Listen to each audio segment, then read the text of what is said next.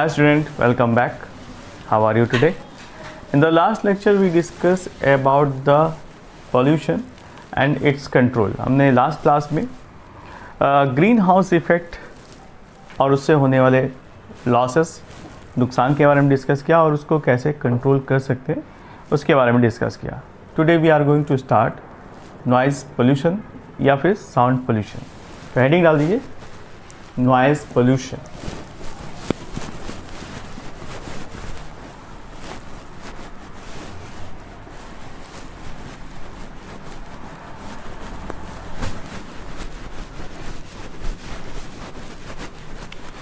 Noise या sound भी type of energy है, लेकिन एक्सेस में साउंड पोल्यूशन का काम करती है और अगर ऑप्टिमम लेवल तक है तो कम्युनिकेशन का एक सोर्स है. ठीक है, नॉइज़ पोल्यूशन.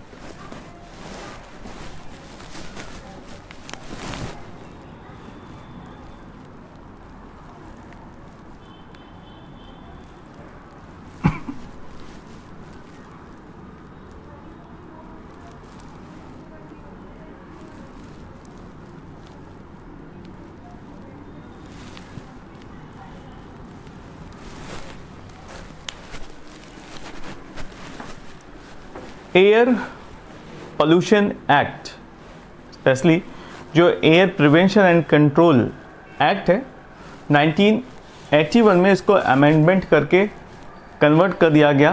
मतलब इसमें कुछ चीज़ें और इंक्लूड कर गई, जैसे कि नॉइज़ और एयर पोल्यूशन को भी ऐड कर दिया. तो जो prevention of and control of pollution act है जो 1981 में बना था, उसको 87 में नॉइज़ पोल्यूशन को भी ऐड करके इसको और डेवलप कर दिया गया. Noise is also considered as a undesired high level of volume और साउंड जो पोल्यूशन कॉज करता है. The increase in the noise in the atmosphere is called noise pollution. तो अगर इंक्रीज होता है किसी भी रीजन से, कोई फंक्शन हो रहा है और उसमें वॉल्यूम एक लिमिट के बियॉन्ड अगर रेज किया जाता है तो उसको हम पोल्यूशन में ही कंसीडर करते हैं. Noise is a loud and unwanted और अनप्लीजेंट साउंड.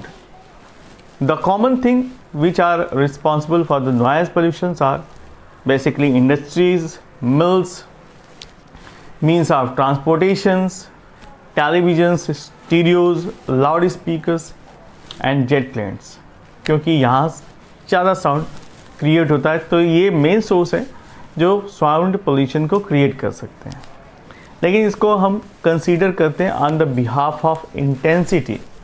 अगर इंटेंसिटी ज़्यादा है तो ये पोल्यूशन कॉज करते हैं, अगर कम है तो it is okay, no problem. So the intensity of sound is measured by bel और डेसिबल. इसको हम डेसिबल में नापते हैं. 1 bell is equal to 10 decibel. पहले पॉइंट लिख लेते हैं. First, undesirable. Undesirable noise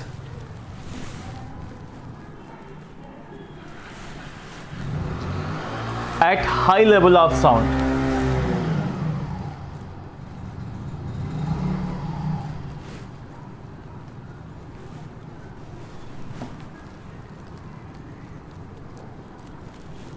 Is considered as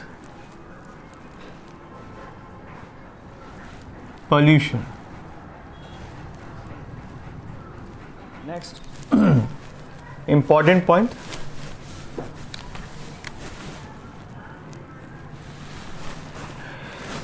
जो एयर पोल्यूशन या prevention and control of air pollution,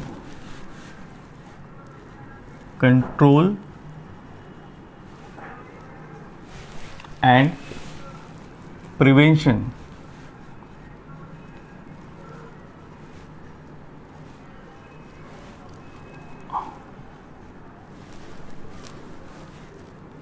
air pollution,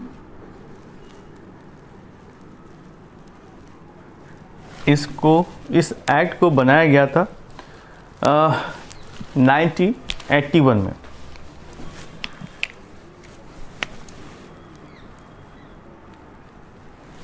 next important point, जो नॉइज पोल्यूशन है उसको ऐड किया गया 1987 में।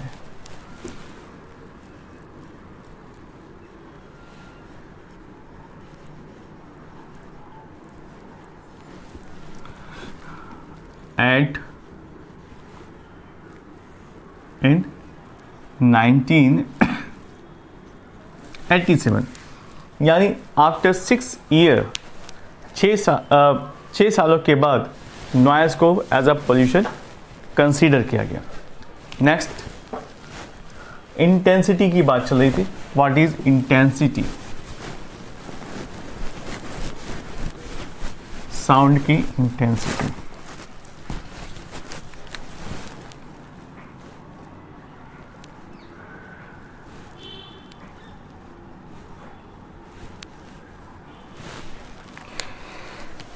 द साउंड इंटेंसिटी, इसको हम मेजर करते हैं बेल से। It is measure in bel. 1 bell is equal to 10 decibel, right? So in the case of human being, a man can hear at 0 decibel. Normally 25 decibel in the atmosphere is considered as a peaceful, but above the 80 decibel intensity of sound is called noise pollution. For example, human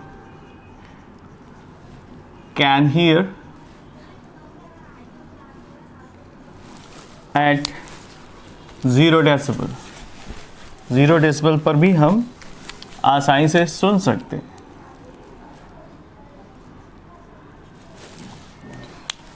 peaceful,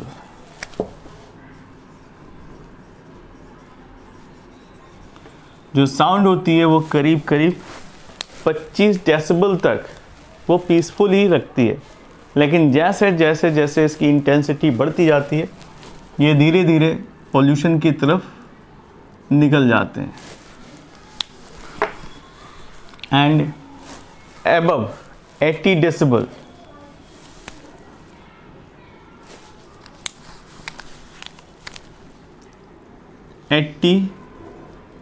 decibel or more is called noise pollution।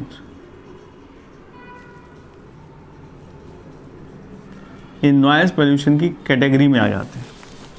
Alright, so what is the effect of noise pollution? Heading डाल दीजिए effect.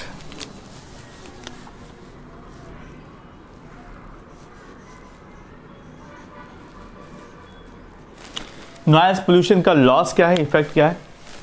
अगर हम लगातार noise pollution में रहते हैं तो irritation, weakness and above 130 to 140 decibel में अगर रहते हैं तो हार्ट पैल्पिलेशन, पेनफुल कंडीशन। अगर लगातार हम हाई साउंड के संपर्क में रहते हैं तो हमारी जो साउंड हियरिंग कैपेसिटी है वो भी रिड्यूस होने लगती है। और इसका रिजल्ट क्या होता है? Sudden excitation in skin, contraction of gastric muscles starts above the 90 decibel. So it also produces excitation in habit of man, anger increase होने लगता है। नॉइज पोल्यूशन से ulcer, heart beat, high blood pressure और higher secretion of adrenal hormones हो सकते हैं, right? और इसकी वजह से क्या होता है कि हमारा जो ब्रेकडाउन है, इवन जो वॉल्स हैं उनमें भी क्रैकिंग आ सकती है हाई इंटेंसिटी ऑफ साउंड की वजह से, राइट? तो these are certain important effect. One by one लिख लेते हैं। इरिटेशन,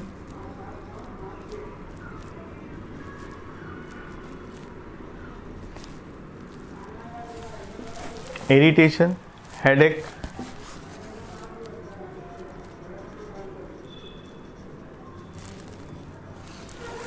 उसके बाद weakness,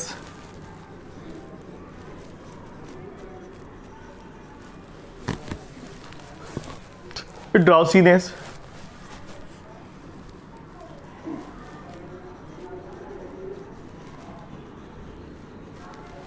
okay, so these are certain things which can be developed because of high intensity of sound. heartbeat भी है, h heartbeat जो आगे चलकर ब्लड प्रेशर में कन्वर्ट हो जाता है, हाई बीपी में कन्वर्ट हो जाता है, और इसकी वजह से एड्रिनल हार्मोन का सिक्रेशन भी हाई बना रहता है। तो दीज आर सर्टेन थिंग्स जो बॉडी को नॉर्मल कंडीशन से एबनॉर्मल बना देते हैं। तो इसका हमारे बॉडी में डायरेक्ट और इनडायरेक्ट दोनों ही असर पड़ता है। That is why sound is also considered as a pollution. Now next, कुछ ऐसे एरियाज़ हैं जिनको नॉइज़ पोल्यूशन फ्री जोन बनाने की लिए गवर्नमेंट की तरफ से लॉज भी हैं, जैसे for example in the schools, hospitals, जहाँ पर साउंड इंटेंसिटी कम रखने की, साउंड पोल्यूशन ना करने की हिदायत दी जाती है। कुछ एरियाज़ हैं जहाँ पर परमिशन भी अवेलेबल है, जैसे कि इंडस्ट्रियल एरियाज़ है, वहाँ पर थोड़ा बहुत साउंड पोल्यूशन चल सकता है। लेकिन जो परमिसिबल साउंड है उनकी इंटेंसिटी कितनी होनी चाहिए वो हमें नोटिस करनी चाहिए। पहली चीज़, इंडस्ट्रियल एरियाज़ में, इंडस्ट्रियल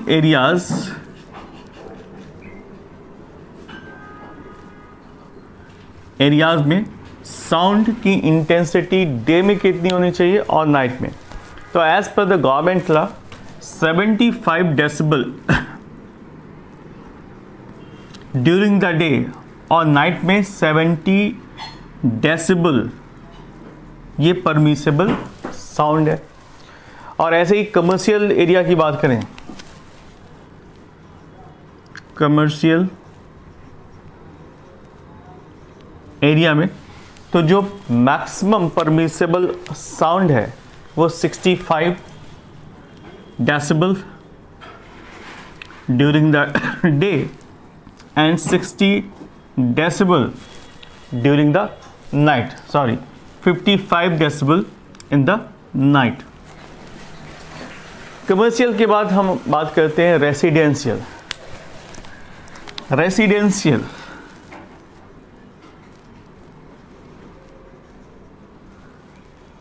एरियाज़ में जो मैक्सिमम साउंड प्रोडक्शन की परमिशन है वो 55 डेसिबल की है और मिनिमम 45 डेसिबल, राइट। अगर कोई 55 डेसिबल से ज़्यादा साउंड क्रिएट कर रहा है तो आप उसके खिलाफ शिकायत दर्ज करा सकते हैं, क्योंकि ये परमिसेबल लिमिट के बियॉन्ड है और इसके ऊपर सज़ा भी मिल सकती है। नेक्स्ट आता है साइलेंस जोन।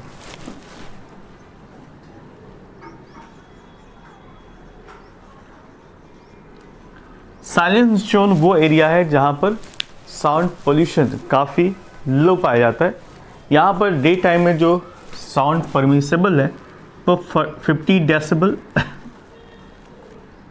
और ड्यूरिंग द नाइट ये 40 डेसिबल के आसपास रहता है।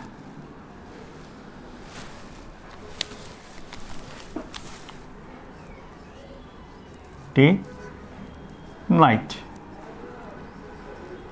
alright, so these are certain permissible sound intensities which can be produced in different areas like industrial, commercial, residential and silence zone.